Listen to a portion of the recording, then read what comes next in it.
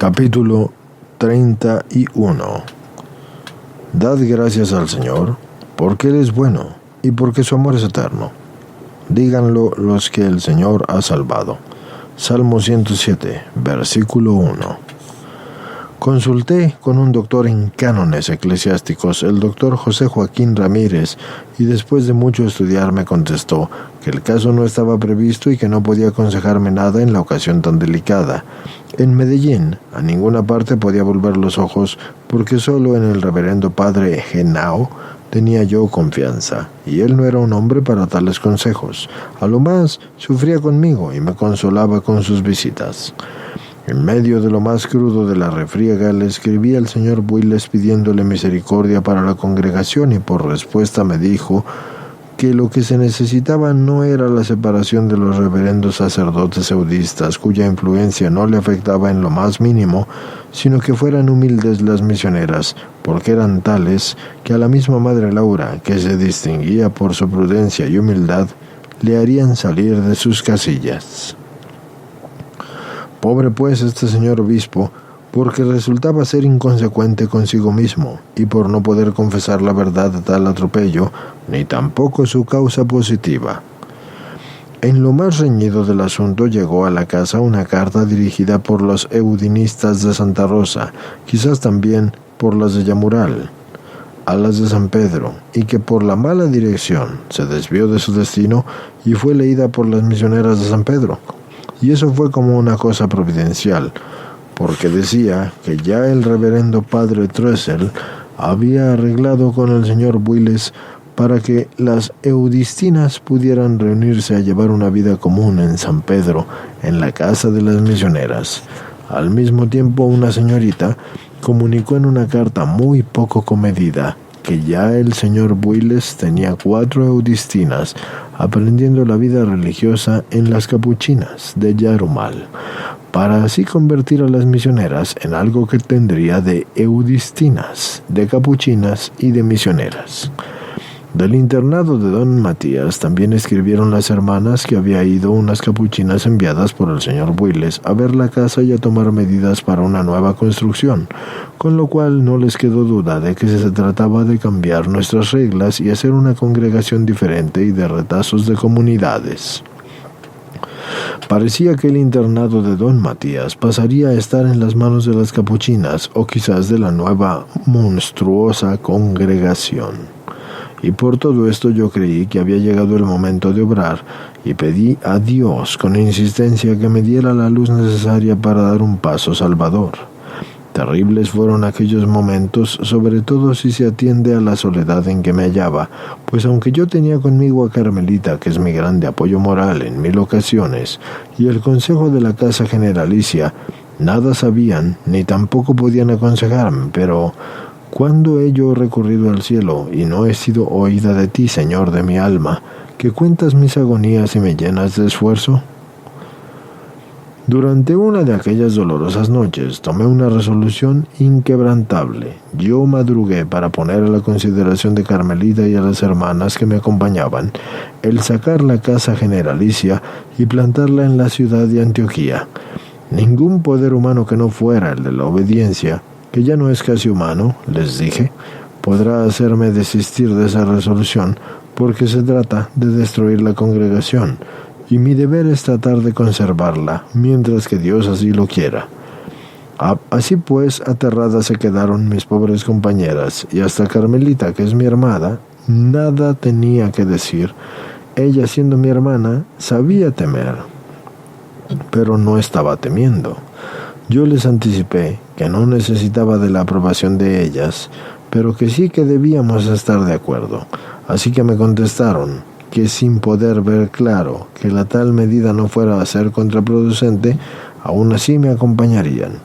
Les manifesté que puesto que no había más camino que ese o dejar destruir la congregación, cosa que ya de cierto sabíamos, habían prometido los reverendos sacerdotes eudistas y el señor Builes que era necesario tomar la medida que acababa yo de proponerles, puesto que la promesa que estos habían hecho era indudablemente destruir la congregación. Convinieron pues, aunque llenas de terror, y por mi parte yo no tenía miedo. Sentía tan adentro de mí que Dios era quien me lo había así inspirado, que todo el mundo no habría bastado para convencerme de lo contrario. Cabía pues aquí ya el pensar en dónde podría colocar la casa generalicia, porque hacía poco que había tenido varias entrevistas con el señor Caicedo, que es el arzobispo de Medellín, y le había propuesto que me diera licencia para traerla a Medellín, sino a la casa generalicia, por lo menos a un sanatorio donde yo pudiera vivir para conservarme en un regular estado de salud siquiera. Y con muy buenas palabras y razones, fue negada la propuesta, pero sí que terminó aconsejándome que la erigiera en Antioquía, que es la capital de la diócesis que es origen de la congregación. Bueno, es bueno advertirles a ustedes que esta propuesta yo la hice al ilustrísimo señor Caicedo, de acuerdo con el ilustrísimo señor Builes, cuando aún teníamos una amistad que no tenía arrugas y dependíamos de él, y esto es una prueba de que ni él ni yo tuvimos jamás por erigida la casa de San Pedro como lo sostuvo él después. Contando ya con tan respetable opinión, yo pensé inmediatamente en enviar a las hermanas a conferenciar en Jericó con el ilustrísimo señor Toro, que es el obispo de Antioquía, y con quien ya estaban en comunicación acerca de las dificultades de San Pedro, y quien ya me había ofrecido el recibir el noviciado en caso de que el señor Builes accediera a dejarlo sacar.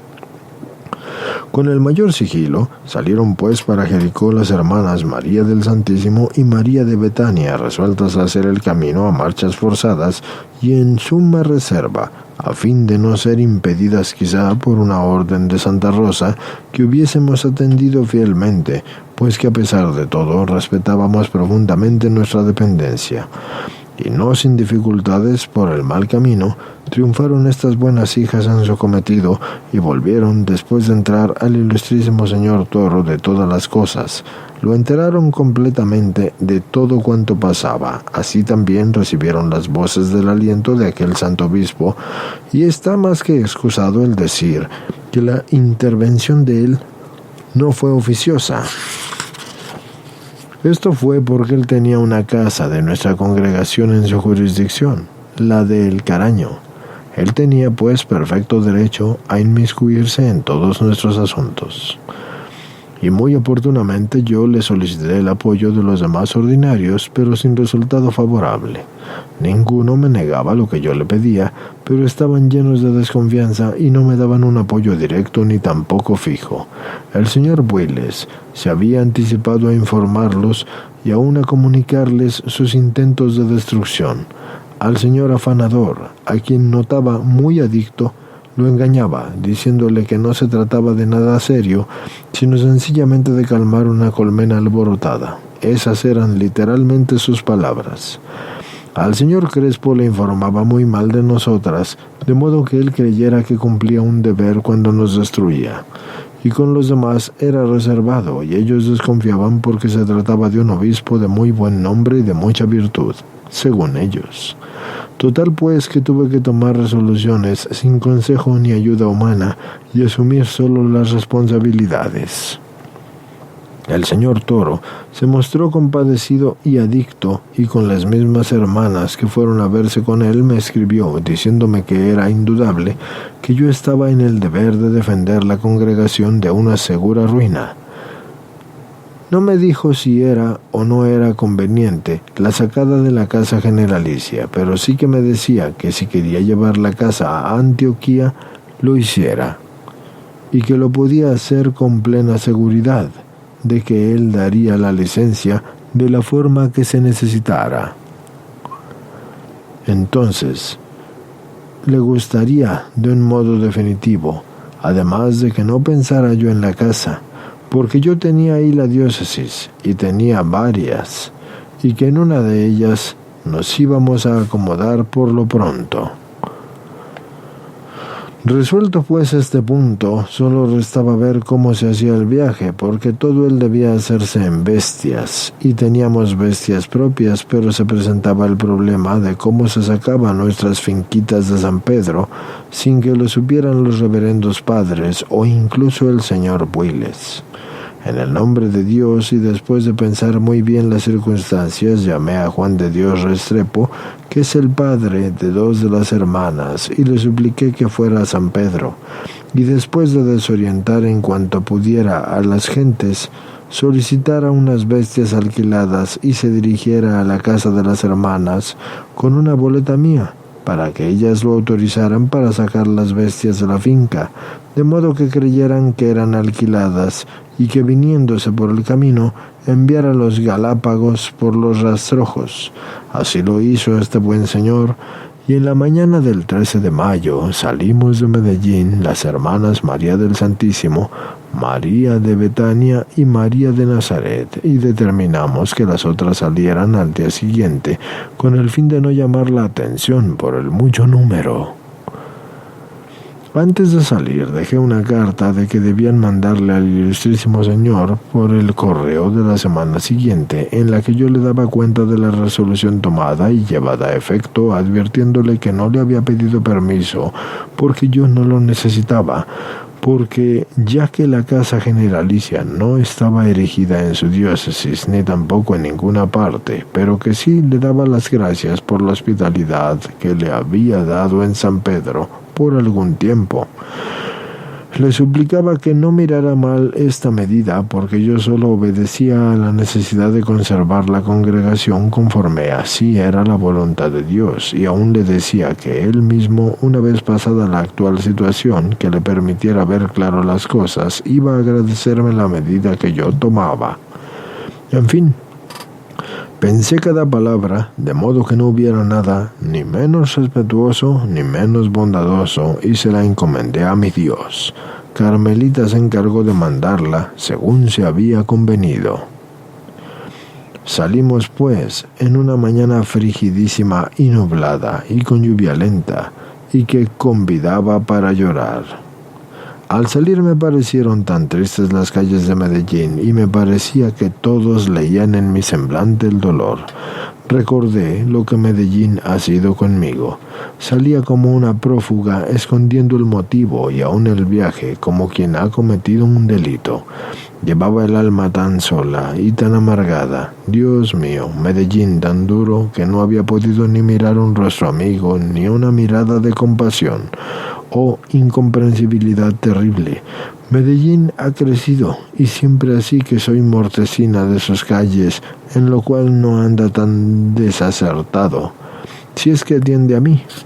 Pero es que jamás ha entendido la obra de Dios, ni tampoco le ha tendido la mano, y, sin duda, esto ha sido porque está en las mías. Todos estos pensamientos y muchos otros me embargaban a la salida. Llegamos pues a la estación cuando aún faltaban algunos minutos para llegar el tren, y la lluvia menuda y el nublado continuaban entristeciendo la naturaleza, y mi alma, asomada por mis ojos, por así decirlo, miraba hacia las colinas del frente, buscando a San Pedro, en donde dejaba a mis hijas anegadas en amarguras. La colina estaba triste, como mi alma, toda cubierta de nubes negruzcas, que le daban el aspecto de una agonía, y tras ella dejaba yo a mis pobres hijas aisladas y sitiadas y perseguidas, y tan jóvenes en el servicio del Señor, que a cada hora me parecía que me presentaban una desertora que ya estaba agobiada por la pena. Cuando me despedí de Carmelita y las hermanas, en el semblante de ellas yo vi el reflejarse mi dolor, un incidente que al parecer es insignificante, pero que contribuyó también a amargar mi pena. Este fue que en la puerta yo me encontré con Gabriel, mi sobrino, a quien Carmelita no podía tener en su casa, y que en su miseria recurría a mí, ignorando cuánto pasaba. Dios mío, cómo lo miré y pude disimularle mi dolor, no lo sé. Solamente le dije que en nada podía yo aliviarlo porque salía de Antioquía en busca de mejor clima, y me miró con una honda amargura y salí. Dios mío, qué horas. Como dije, en la estación Villa todo era negro, y ahí debíamos esperar un poco al tren, envueltas en el frío del alma más que en el frío del cuerpo, que tampoco era pequeño, y sobre todo, dado el mal estado de mi salud y mis pocas fuerzas físicas, aquello era bastante considerable. Y ¿qué esfuerzo tuve yo que hacerme cuando se me acercó Luisita Grave de Echevarría, con su acostumbrada sonrisa y alegría, a conversarme y preguntarme a dónde me dirigía. Así que me pareció el ser más inoportuno del mundo, pero me sobrepuso y le sonreí y le dejé comprender que no le iba a mentir y que iba a San Pedro. Le hice las manifestaciones de amistad que eran del caso y me despedí y le prometí encomendarla según su deseo. Llegó pues el tren y hasta su pitar me pareció como si fuese más bien gemido. El tras, tras, tras, con que se anuncia que va parándose en la estación, a mi oído significaba como el toque de la trompeta de retirada después de un combate sangriento. Subimos al vagón en completo silencio y las hermanas también miraban sin decir palabra y entristecidas y con los ojos aguados. Las pobres hijas de San Pedro no conocían ni tampoco la determinación, por consiguiente que no era posible que imaginaran nuestra fuga de Medellín a aquella hora, porque ni siquiera sabían que el oriente aún tenía sol para ellas. El viaje tenía que hacerse con absoluto sigilo, y como aquella vía era también la de San Pedro, en cada pasajero creíamos ver un mensajero que había de llevar la nueva a los reverendos padres eudistas. Un sobresalto continuo nos estaba acompañando, hasta que llegamos al alto en donde las vías se dividen. Más como las bestias estaban acostumbradas a seguir las de San Pedro, no fue poco así el trabajo que nos dieron para hacerlas tomar la otra vía, y mientras tanto nuestro temor de ser sorprendidas creció hasta el punto de hacernos ver esos instantes como si fueran interminables. Además, la intervención caritativa de los habitantes de esas casas del Alto nos fue tan enojosa que no hubiéramos podido siquiera agradecérselas al no habernos hecho mucha violencia a la vez que esquivábamos sus preguntas de para dónde íbamos. Señor mío, ¿lo viste? ¡Cuánto sobresalto! Como ya mi humanidad no me permitía montar a las bestias, sin gran dificultad y sin grande fatiga y aún peligro, pudimos ver la protección de Dios en la facilidad con que subí la loma, pero al llegar al poleal ya me fue imposible seguir adelante. Ahí, en la casa del buen señor García, que es muy conocida y buena, pedimos posada. La noche toda fue de agonía interior y exterior.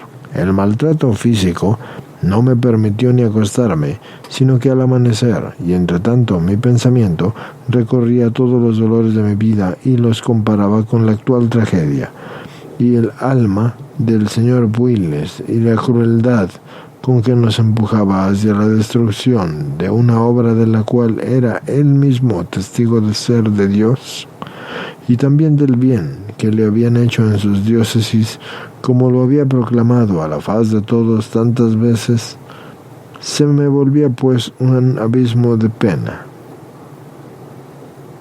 Lo arriesgado de la medida salvadora que tomaba bajo mi responsabilidad, sin que hubiera absolutamente oído una palabra de aprobación de nadie, porque las palabras que ya conocía del mismo señor Builes de las destruiré y no dejaré ni una, las dispersaré, no celebraré un punto en todo eso, no voy a ceder nada, no voy a hacer otra cosa sino solo destruirlas, porque ellas no merecen existir.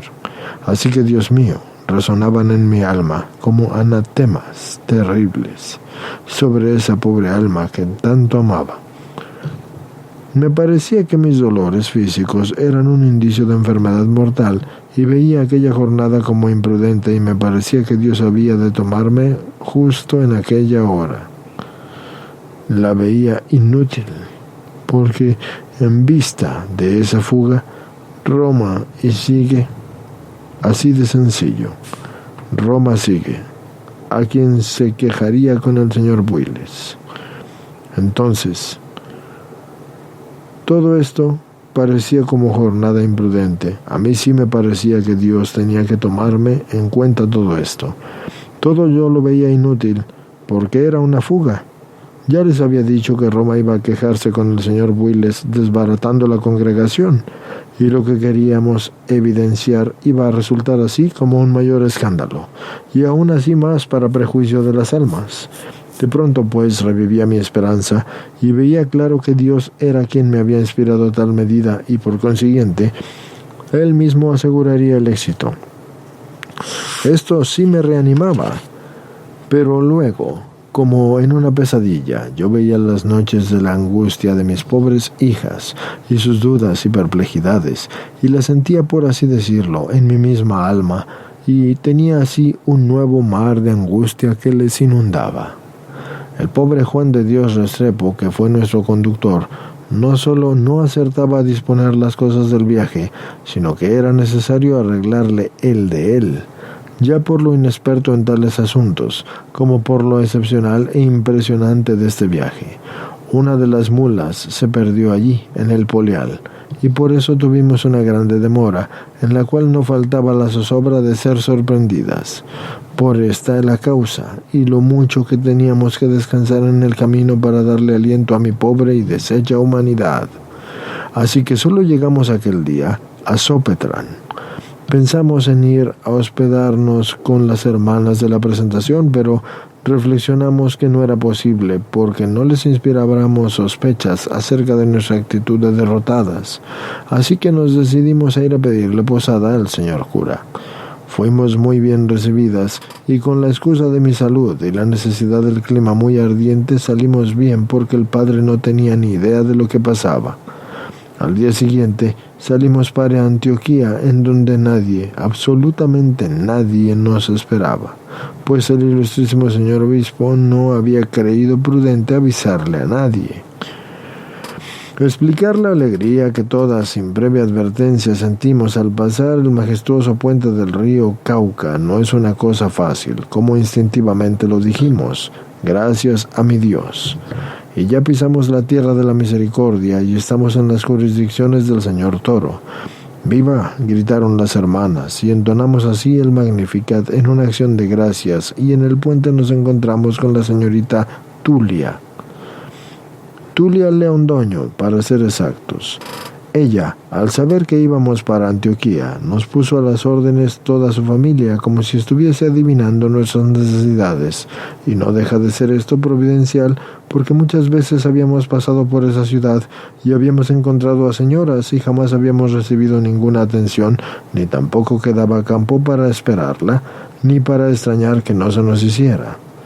Ese ofrecimiento se nos hizo, y tan de cortesía y común que fue a mi alma el bálsamo suave, que parecía que como con la luz había hallado yo el bienestar. El trayecto del puente a la ciudad fue de pura alegría, porque corrían las hermanas y gritaban como pájaros salidos en oportunidad única de la más espantosa y estrecha jaula. Y como el camino ese era verdaderamente hermoso, todo entonces convidaba para la alegría. Llegamos pues a la casa de mis primas Montoyas, casita tan pequeña y tan pobrecita que sería solo una posada pasajera. Al día siguiente yo mandé llamar al reverendo padre Sarrazola, provicario de la diócesis, y le referí lo que pasaba en la convicción de que ya el señor obispo le había comunicado nuestro viaje. Pero como ya he dicho, él nada sabía. Me refirió cómo él había tenido un sueño que solo se explicaba al oír mi narración. El sueño ocurrió el 3 de mayo, precisamente en los momentos precisos en que estaba más reñida la tormenta en San Pedro. Había sido el 3 de mayo y yo hablé con él el 17, es decir, 15 días después. El reverendo padre Sarrazola había visto en sueños al reverendo padre Martini, su profesor eudista, que había muerto hacía varios años y que lloraba inconsolable. El padre le preguntó el motivo de su aflicción y él, señalándole a cierto punto, le dijo: «Mire, ¿cómo no voy a estar triste? ¡Ay, mi congregación!». Y continuaba llorando y repitiendo: «¡Ay, mi congregación! ¡Mi congregación!». El reverendo padre Sarrazola miró hacia un lado, precisamente el mismo que le señalaba el reverendo. Este padre, el padre Martini, vio también a una mujer que estaba vestida de blanco y azul, y mientras tanto el reverendo padre le repetía: «¿Cómo no voy a estar triste por mi congregación?». Entonces le dijo el padre Sarrazola: «¿Es que está perseguida su congregación, padre?». «No», le respondió, «pero vea. Entonces el padre volvió a ver lo que se estaba señalando, que no era otra cosa que la mujer, simplemente así, vestida de blanco y azul, viendo las lágrimas del reverendo padre y sumamente vestida de blanco y azul. Sumamente impresionado estaba por ellas y despertó el buen padre así, sin advertir lo que había significado ese sueño, ni mucho menos lo que representaba aquella mujer que estaba vestida de blanco y azul. El buen padre Sarrazola me prometió ayudarnos a ver en dónde colocábamos y qué se pondría en el acuerdo y el respecto de que ellos estuviesen con el señor obispo. Pero Dios mío, otra angustia se nos vino encima con una carta de Carmelita en la que ella nos decía que no se había atrevido a enviar la carta al señor Builes porque ve cierta duda en el señor Toro y envía una carta de él a la vez que pone un telegrama a Antioquía en el mismo sentido. Decía que había recibido una carta del señor Builes en que el señor Builes le decía que quizás esté mal informado por la madre Laura y que espere la carta. Naturalmente, y dada la cultura del señor Toro, era más natural esa perplejidad, pero para nosotras esto era como la muerte. Entonces nos propusimos redoblar los ruegos, y las hermanas, guiadas por Merceditas Montoya, que entonces se mostró como una sabiduría celestial y un talento poco común en sus consejos y valor, emprendieron una novena al Espíritu Santo, y mientras llegaron las demás hermanas del consejo, trajeron la mala impresión de que el señor Toro se iba a volver más el hecho de, vamos a decirlo, volverse más hacia atrás, porque no flaqueó nuestra confianza. Pero esto no significó que el reverendo padre Sarrazola no se desmayaba tampoco. A los 4 días de haber llegado, nos pasamos a una pequeña casita alquilada por el padre Sarrazola, y naturalmente que nuestro descanso no fue pequeño. Por la estrechura y por la pena que sentíamos en esa casa, en nuestros pobres bienhechores, que no solo nos soportan, sino que nos ayudan a sufrir. Después de la primera entrada a la casita, aunque era pequeñita y sin un mueble, nos sentimos como las reinas, pero el sigilo continuaba y las gentes recibían siempre la respuesta de que se trataba de un tiempo de temperamento para mí. Y pronto nos llegó un consuelo especial, porque nos llegó en el doctor José Joaquín Elorza. Él estaba enfermo y en cama en aquellos días, y nos era del todo desconocido. El reverendo sacerdote Sarrazola, en una de sus visitas que eran diarias, porque así lo requería nuestra situación, y a él jamás le faltaba la caridad, me dijo que se le permitía confiarle nuestro secreto al padre Elorza, que era muy necesaria su intervención en nuestro asunto de San Pedro e instalación de Antioquía, y por supuesto que la respuesta fue afirmativa. Nos visitaba el reverendo padre Ezequiel Pérez, con quien mis relaciones eran viejas, pero el carácter de dicho padre no era aparente para hacerlo depositario del secreto, y como todos, quedó convencido de que pasaría solo un tiempo en Antioquía con el que hablara yo de todos los asuntos al colocar al Santísimo Sacramento, y me dijo que teniendo la iglesia de Santa Bárbara era inútil.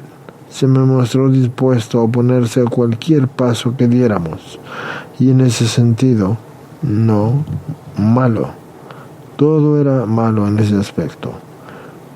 Así pues, en ese sentido, visitándonos el padre y reverendo Ezequiel Pérez, les repito que mis relaciones con él eran viejas. Entonces, carácter de dicho padre nunca fue aparente, nunca fue de broma. No lo podía yo hacer depositario de ninguno de los secretos, como ya se los he dicho. Él iba a estar poco tiempo en Antioquía conmigo. Yo, cuando le dije que volvieran a colocar al Santísimo, me dijo que bastaba con que yo tuviera esa iglesia que ya me había mencionado. Me mostró pues que estaba dispuesto a oponerse a cualquier paso que diéramos en este sentido, pero no por mala voluntad, eso se entiende, sino más bien por creerlo ni siquiera útil. no conocía la necesidad de ese consuelo que nosotros teníamos. El reverendo padre Sarrazola, desde luego, que dio la licencia y nos proporcionó altar, y cuánto más necesitábamos. Así pues, envió al reverendo padre Ángel Herrera a decirnos la primera misa, en la cual nos dejó a la Divina Majestad. Aquel mismo día pusimos a las hermanas un telegrama en estos términos: Misioneras San Pedro, familia reintegrada, aleluya. Efectivamente que la pobre congregación en las circunstancias que atravesaba era un cuerpo mutilado propio solo para la disolución. Estaban sin madre, puesto que sin advertirlo había quedado enclaustrada en Medellín, y así parece que lo comprendían los enemigos y obraban en conformidad con esta condición, pues que para nada contaban con que la congregación tenía una superiora con quien entenderse, ni a quien hacer siquiera responsable de nada.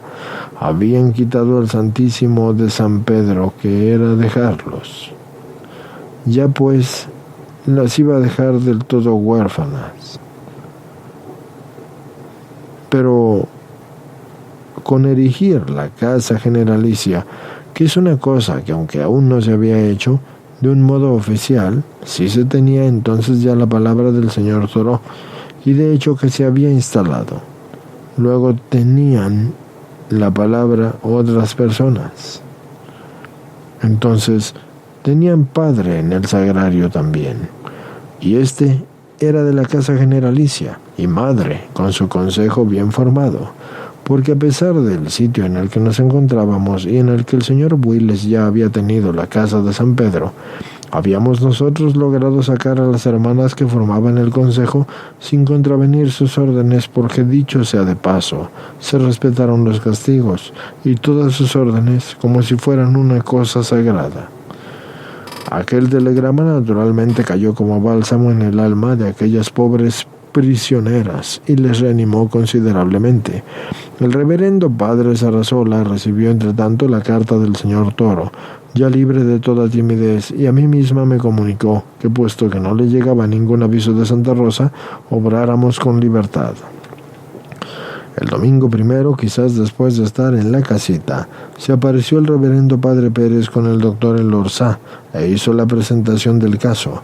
Al ver aquel sacerdote tan joven y expansivo, yo no pensé que en él tuviera la congregación su mejor apoyo.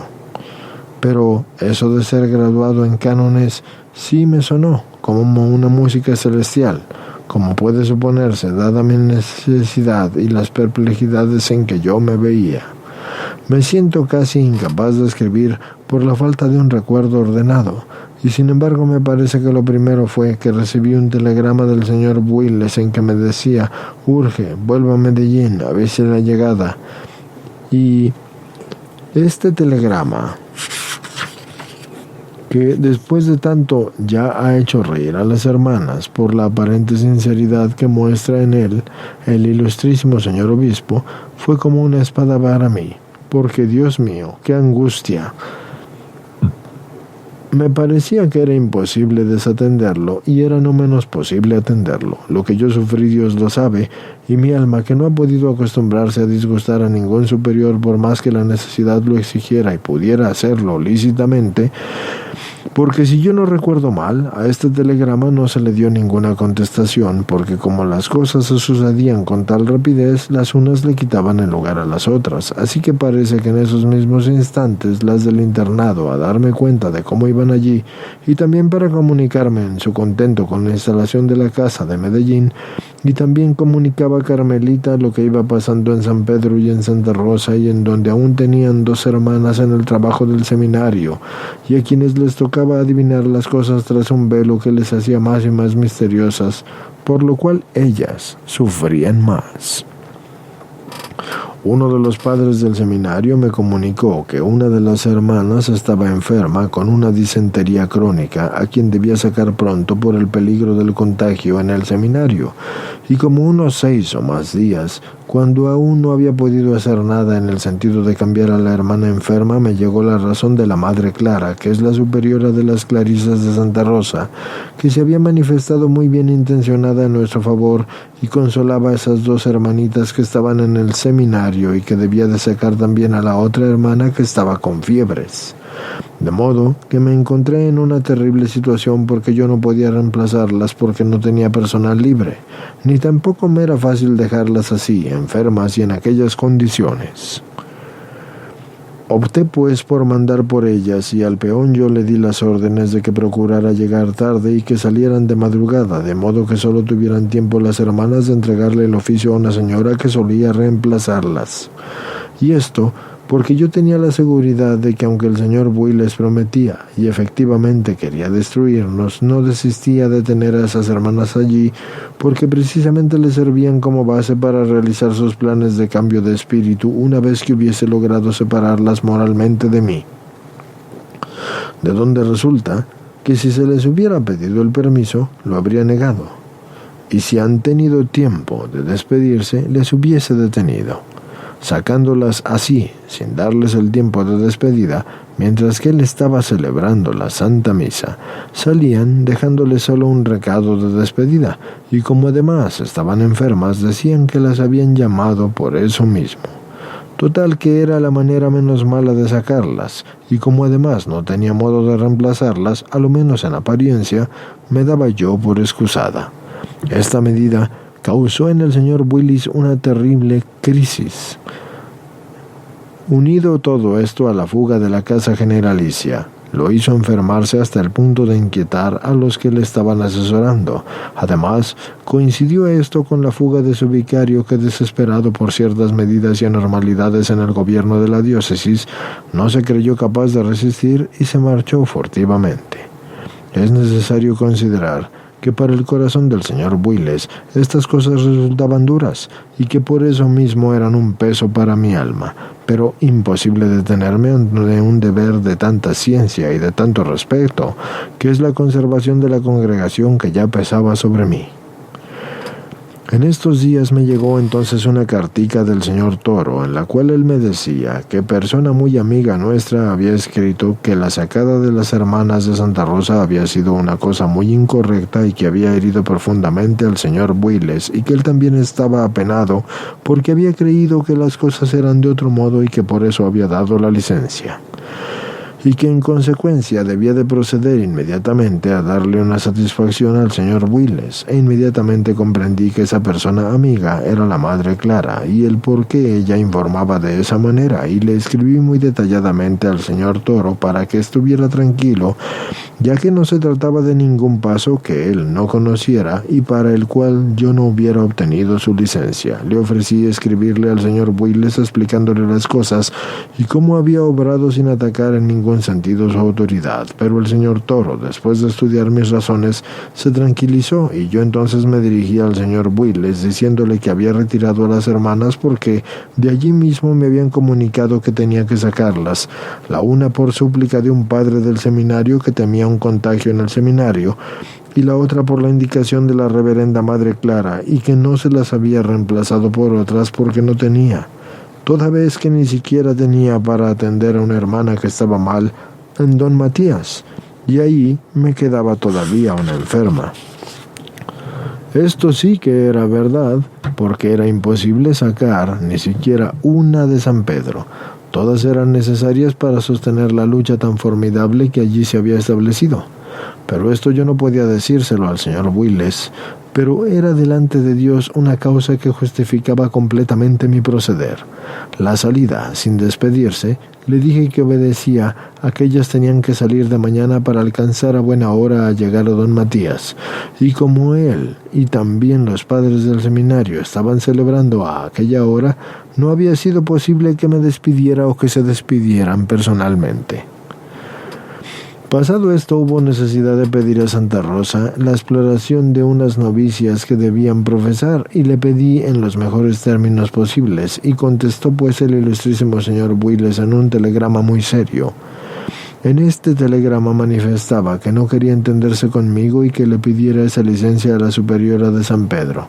Este telegrama hizo que el doctor Elorza rebujara cánones y que rebuscara también a los autores, pero fue contestado con tal propiedad que hubo de rendirse el señor obispo y aceptar mi intromisión en los asuntos de San Pedro, pero provocó una mayor indignación hasta el punto de ganarme un regaño del reverendo padre Urrea, que es el secretario del obispado, y en el telegrama que me envió decía que mientras estaba dando muerte a la congregación, viéndola agonizar, yo me ponía a hacer gastos canónicos.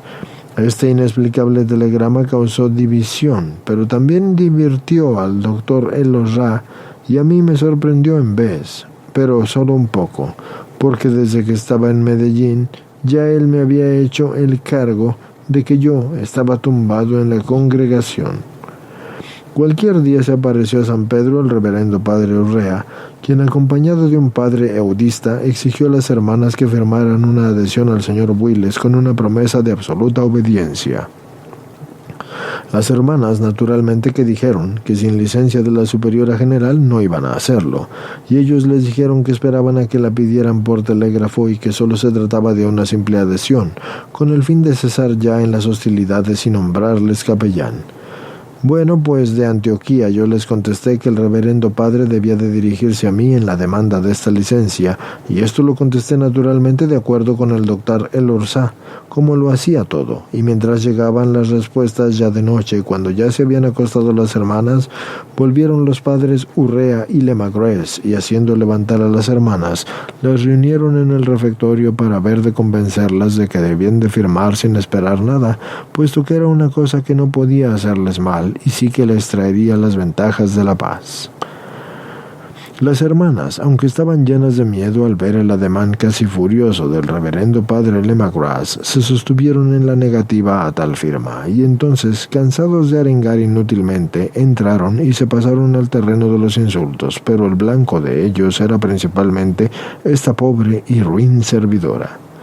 Así que se desataron contra ella y les dijeron que la congregación estaba podrida desde su origen, porque la madre Laura, o sea yo, la había fundado sobre las bases de la soberbia y sus vicios, y que por consiguiente ahora había llegado el momento de su destrucción.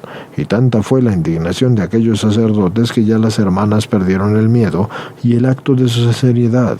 Hubo entonces risa y burlas de parte de una postulante que era poco juiciosa, y en vista de ese desequilibrio, la ira de uno de ellos provocó la risa en otro, y todos salieron. Muy temprano, pues, se pusieron a un expreso a Antioquía para darnos cuenta de aquella escena tan dura y vergonzosa. Yo insistí en no permitir las firmas, y ellos no se atrevieron a dirigirse a mí pidiéndomelas. Se volvió, pues, el reverendo padre Urrea a Santa Rosa. Al día siguiente, al entrar la luz a aquella estancia que parecía un purgatorio, parece que hubiera vuelto a la vida. Yo sentí muy mejorado mi cuerpo y cierto valor en el alma que me hizo levantar con algún brío. Las hermanas, como aturdidas, me preguntaban: «Madre, ¿y qué nos pasa? ¿Es verdad que casi no nos damos cuenta de lo que sucede?» «Gracias a mi Dios», les contesté, «porque si nos diéramos cuenta de esa ruina, menos valor tuviéramos para sufrirla. Así que bendigamos a Dios por todo y sigamos». En San Pedro las cosas no iban bien. Queriendo el señor Builes aflojar un poco, les nombró para capellán, pero sin colocar el Santísimo a un sacerdote anciano que por vivir ebrio y no poder abstenerse de licor, hacía muchos años que ya lo tenían arrimado, pero le indicó que nos exigiera tener un sueldo. Y por supuesto que aquello no llegó a realizarse, porque si antes de las grandes pérdidas materiales que nos ocasionó esta tormenta no se tenía siquiera un sueldo seguro para el capellán, pues aunque sí se le pagaba uno regular al reverendo padre Trussell, era cosa nueva, y no se tenía la seguridad de poder continuar, y mucho menos se podía ahora cuando ya habían arruinado todo eso. El reverendo padre sí era el nombrado siempre para las profesiones.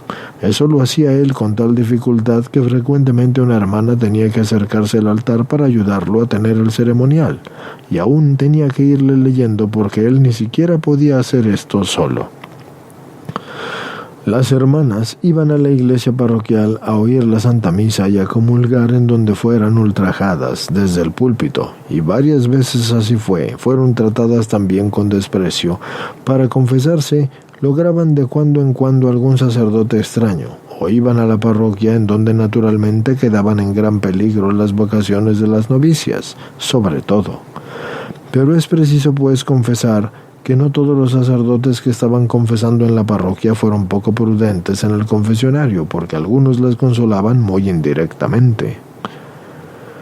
Después de esto, las postulantas fueron saliendo para Antioquía ocultamente, y por supuesto porque aunque la Casa Generalicia tenía todo derecho a las profesas y a las postulantas, nos pareció mejor sacar al personal así, con una prudencia, y de modo pues que no prestara a una nueva lucha. De las novicias basta entonces el decir que no sacamos ni una. Esto fue por respeto a las órdenes y por los derechos que ignorantemente les concedíamos al excelentísimo señor Willes, y digo que ignorantemente porque el noviciado tampoco tenía la constancia de la erección canónica, sino que simplemente tenía una promesa de erigirlo, y estaba dada por el excelentísimo señor Willes, cuando aún ni siquiera había tomado la posesión de la diócesis.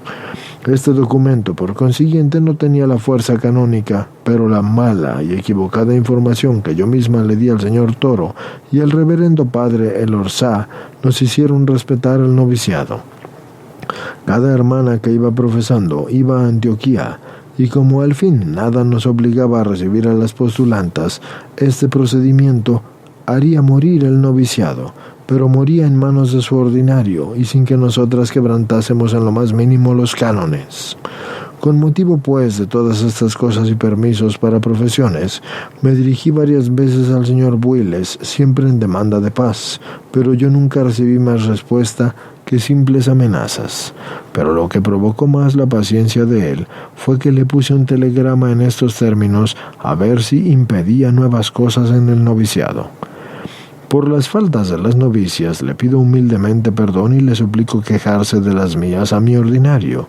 Yo creí que este telegrama sería muy benéfico, pero no. Al contrario, le llevó a la convicción de que la Casa Generalicia ya estaba erigida en Antioquía, cosa que seguramente él dudaba todavía, y lo llamó el telegrama negro.